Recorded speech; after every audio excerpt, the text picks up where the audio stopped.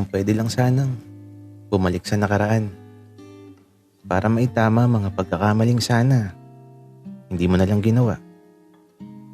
Mga pagkakamaling hanggang ngayon dinadala mo. Mga pagkakamaling nagturo sa'yo ng halaga ng buhay dito sa mundo. Pero kung bibigyan ka ng pagkakataon, papaguhin mo ba? O hahayaan mo na lang sa nakaraan ang buhay mong binago ng maling lumisan?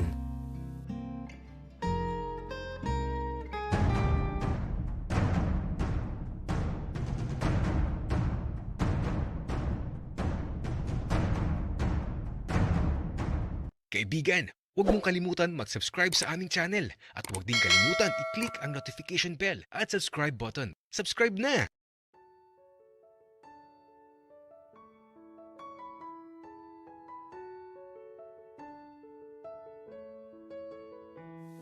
Mukhang masaya si Noah sa anak ni Kapitan.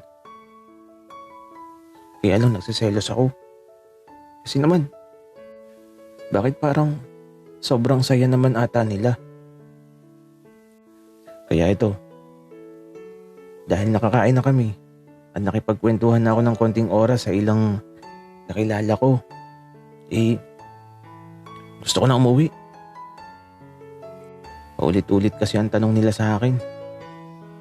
Nasakit na ang ulo ko.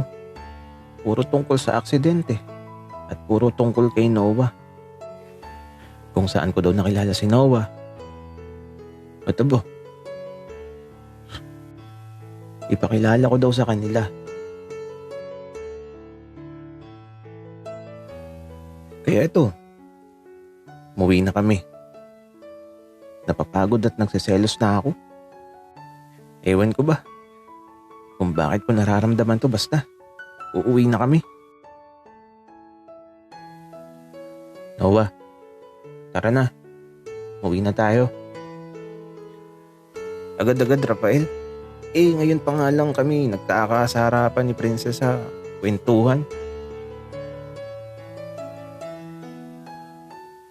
Di, iwanan na kita, Noah.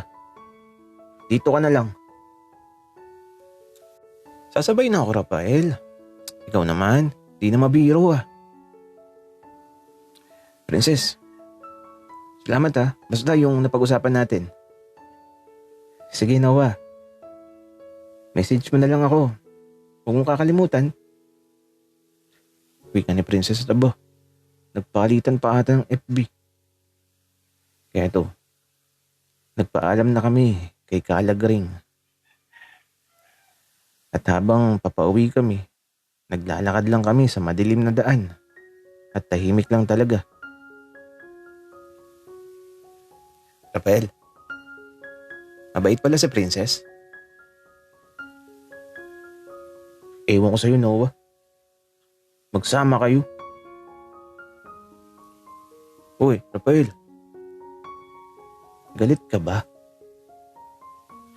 At eto, di na ako nagsalita. Nakakainis . Di talaga ako magsasalita. Kaya lang, habang naglalakad kami, tumigil bigla sa paglalakad si Noah. Napalingon tuloy ako. Andito kasi kami ngayon sa maliwanag na bahagi, sa ilalim ng poste ng ilaw. At ayun, naupo sa gilid ng daan si Noah. Bahala siya sa buhay niya. Kaya ito, nagpatuloy ako sa paglalakad. Kaya lang paglingon ko, andun pa rin si Noah. Ay, naku, nakakainis naman. Kaya ito, napilitan akong bumalik at aba, nakaupo pa din siya dito. Ay, naku. Tara na. Uwi na tayo. Wika ko kay Noah. Ayoko. Galit ka . Dito na lang ako. Iwanan mo na ako. Dito na lang matutulog sa daan. Wika ni Noah. Ay nako, ang arte.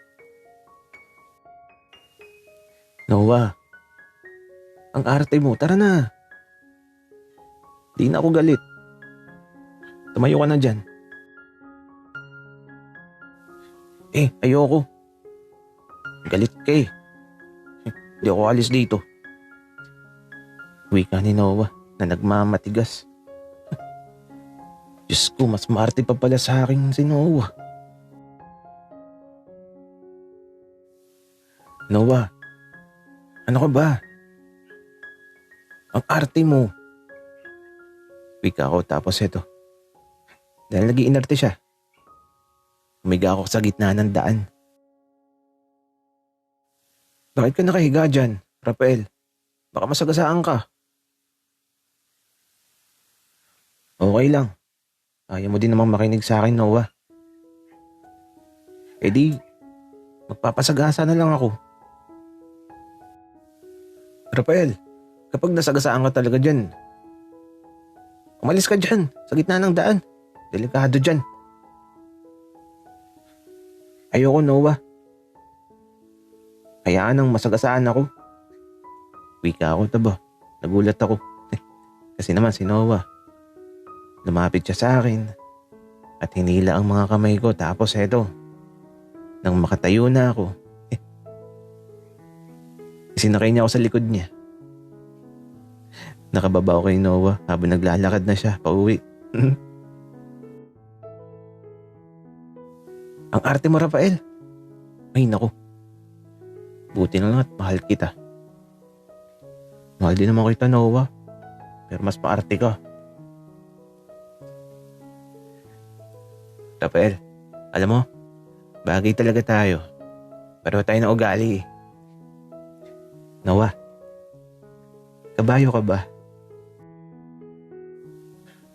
Bakit, Rafael?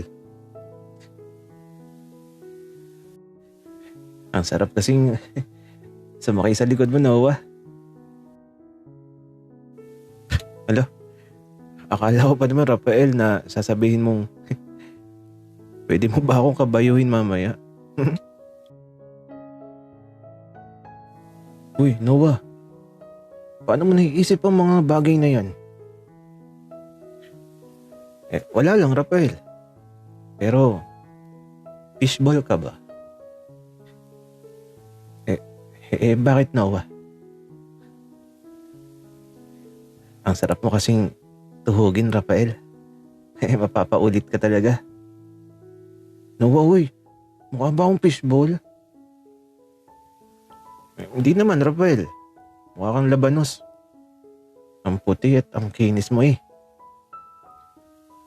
Noah. Mamaya. Anong gagawin natin?